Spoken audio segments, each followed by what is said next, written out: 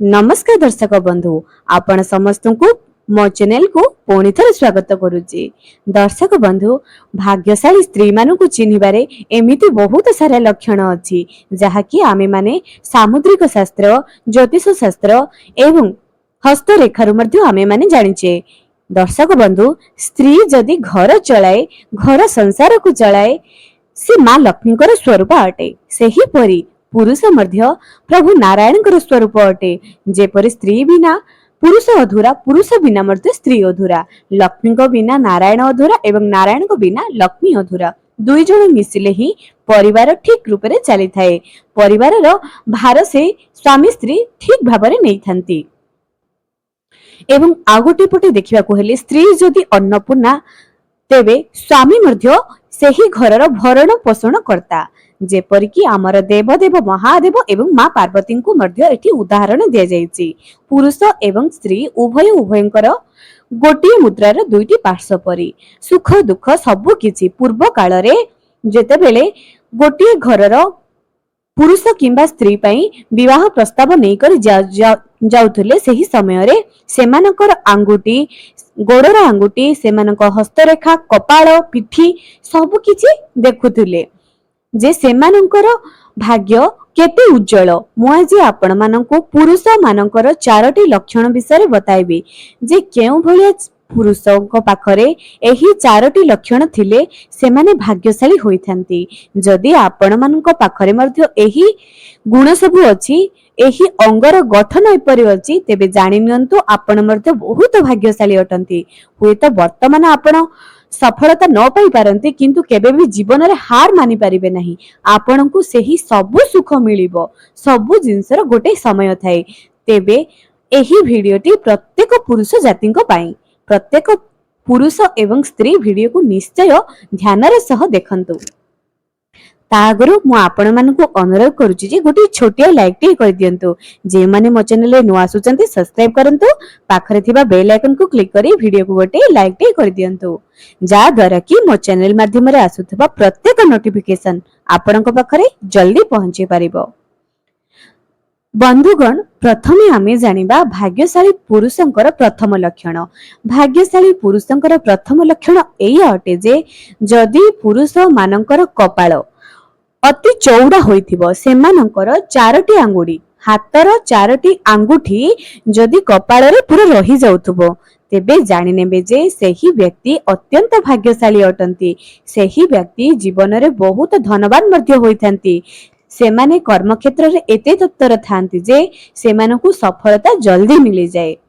हाँ दर्शक बंधु एही भलिया पुरुष माने जे स्त्री को विवाह करंती सेमानकु बहुत भल पाइथांती एवं सम्मान मध्य करिथांती। सेही घरर परिवार को एकजुट करी रखिथांती एही भलिया पुरुष माने। एबे आ गोटे कथा कहिबी जदि पुरुष मानकर कपाळ रे हातर चारोटी आंगुठी रही जाउथबो किंतु जदि कोनसी छिद्र होइथिबो कपाळ रे छिद्र होइथिबो अर्थात कोनसी माड़ होई जाइथिबो जार चिन्ह कि तांको कपाळ रे रही जाइथिबो। आपण माने विशेष करी बुझी सारी थिबे जे मु कोन कहबा पई चाहूची। कपाळ रे जदि कोनोसी प्रकार रे छिद्र होइथिबो दाग होई रहिथिबो तेबे एही भलिया पुरुष माने ता भाग्यशाली हो अटंती किंतु जीवन रे बहुत स्ट्रगल करिबा पई पड़े।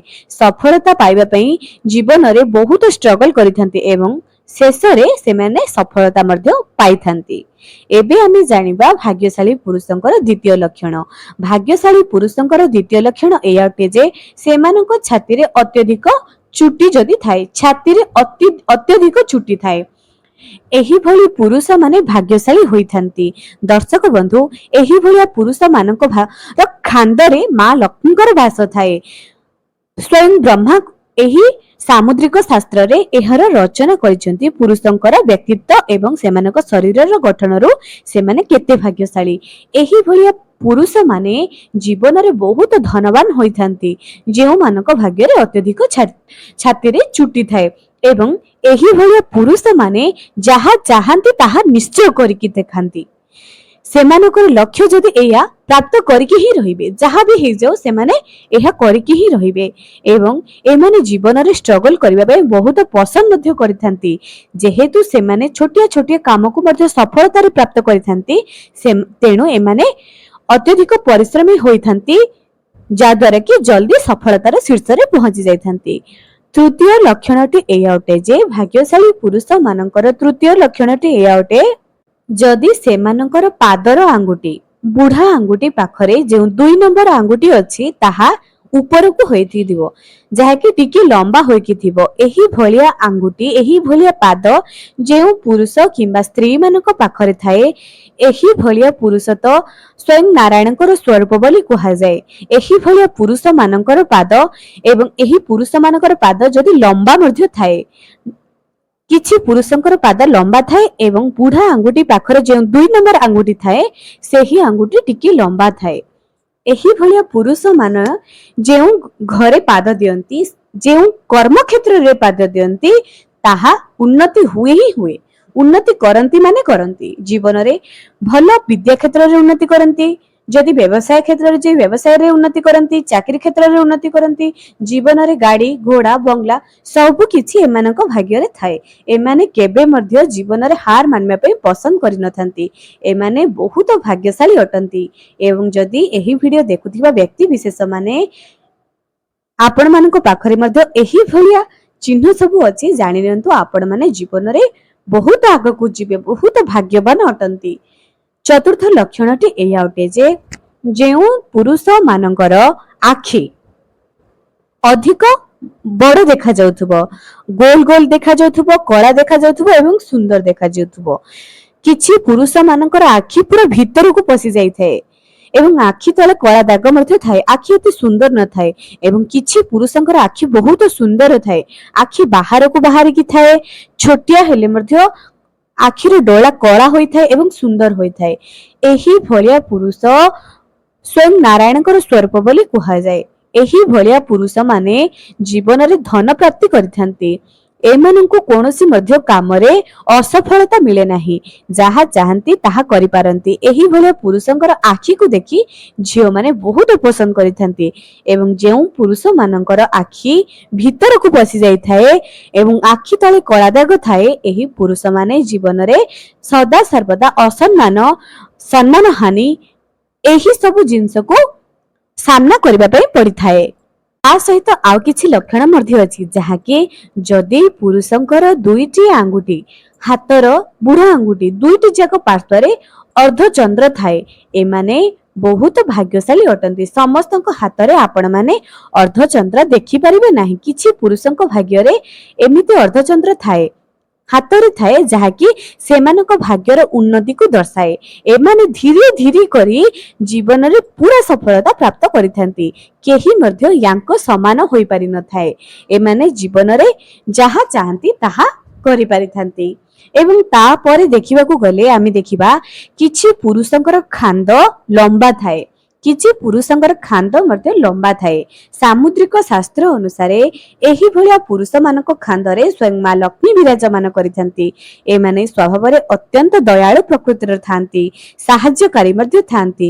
ପରିବାକୁ ଏକଜୁଟ କରି ରଖିବା ଏମାନଙ୍କର ବହୁତ କର୍ତ୍ତବ୍ୟ ଥାଏ। ଏମାନେ ବହୁତ ଶାନ୍ତିପ୍ରିୟ ଲୋକ ଥାନ୍ତି। ଏବଂ କିଛି ପୁରୁଷଙ୍କର ବେକ ପାଖରେ କୁଜ ଥାଏ, ଯେପରିକି ନନ୍ଦୀଙ୍କର ପିଠିରେ କୁଜ ଅଛି। ଆପଣ ମାନେ ଦେଖିଥିବେ କିଛି ମହିଳା ମାନେ ଟିକେ କୁଜ ଅର୍ଥାତ ଲହି କରିଥାନ୍ତି, ସେମାନଙ୍କର ଗଢନ ହିଁ ସେମିତି ଥାଏ। ଏହିଭଳିଆ ମହିଳା ମାନେ ମା ଲକ୍ଷ୍ମୀଙ୍କର ସ୍ୱରୂପ ଅଟନ୍ତି। ସେହିଭଳି ଯଦି ପୁରୁଷ ମାନଙ୍କ ଖାନ୍ଦରେ କୁଜ ଥାଏ, ସେ ଜନ୍ମ ପରେ ହଉ କିମ୍ବା ଜନ୍ମ ପରେ ହଉ ଯଦି ଆପେ ଆପେ ତାହା ଗଢି ଉଠିଥାଏ, ଏହିଭଳିଆ ପୁରୁଷ ମାନେ ସ୍ୱୟଂ ମହାଦେବଙ୍କର ଭକ୍ତ ଥାନ୍ତି, ମହାଦେବଙ୍କର ଅତ୍ୟନ୍ତ ପ୍ରିୟ ହୋଇଥାନ୍ତି ଏହିଭଳିଆ ପୁରୁଷ। ଏବଂ ଏମାନଙ୍କ ଭାଗ୍ୟରେ ମା ଅନ୍ନପୂର୍ଣ୍ଣାଙ୍କର ବାସ ଥାଏ। ଏହିଭଳିଆ ପୁରୁଷ ମାନଙ୍କର ଆଖପାଖରେ ମା ଦୁର୍ଗା, ହନୁମାନ, ବୀରଭଦ୍ର ଏମାନେ ସବୁବେଳେ ତଦାରଖ କରିଥାନ୍ତି, ଏମାନଙ୍କୁ ସବୁବେଳେ ପ୍ରୋଟେକ୍ସନ ଦେଇଥାନ୍ତି। ଏହିଭଳିଆ ପୁରୁଷ ମାନେ ଭକ୍ତିପ୍ରିୟ ଥାନ୍ତି। ଦର୍ଶକ ବନ୍ଧୁ, ଯେପରି ଘର ଆଗରେ ଯଦି ଆମେ ଝୁଟିଟିଏ ଦେଖିବା, ବାହାର ଲୋକମାନେ କଣ କୁହନ୍ତି? ହଁ, ଏହି ଘରର ବ୍ୟକ୍ତି ବିଶେଷ ମାନେ ନିଶ୍ଚୟ ଧାର୍ମିକ ହୋଇଥାଏ। ସେହିପରି ଆମେ ମାନେ ଶରୀରର ଗଠନରୁ ହିଁ ଜାଣିପାରିବା ଯେ ହଁ, ଏହିଭଳିଆ ବ୍ୟକ୍ତି ବିଶେଷ ମାନେ, ଏହିଭଳିଆ ସ୍ତ୍ରୀ ମାନେ ଅତ୍ୟନ୍ତ ଭାଗ୍ୟଶାଳୀ ଅଟନ୍ତି। ଲକ୍ଷ୍ମୀ ନାରାୟଣଙ୍କର ପ୍ରବଳ ଆଶୀର୍ବାଦ ଥାଏ ଏମାନଙ୍କ ଉପରେ। ଏମାନେ ଜୀବନରେ ବହୁତ ଧନବାନ ହୋଇଥାନ୍ତି। ଏମାନଙ୍କର କାର୍ଯ୍ୟକ୍ଷେତ୍ରରେ କର୍ମକ୍ଷେତ୍ରରେ ଉତ୍ତରୋତ୍ତର ଉନ୍ନତି ହୋଇଥାଏ। ସନ୍ତାନ ପ୍ରେମୀ ହୋଇଥାନ୍ତି ଏହିଭଳିଆ ପୁରୁଷ ଏବଂ ସ୍ତ୍ରୀମାନେ। ତେବେ ଦର୍ଶକ ବନ୍ଧୁ ଆଜି ପାଇଁ ରହିଲି, ପୁଣି ଦେଖା ହେବ ଆଗାମୀ ଏକ ସୁନ୍ଦର ଭିଡିଓରେ।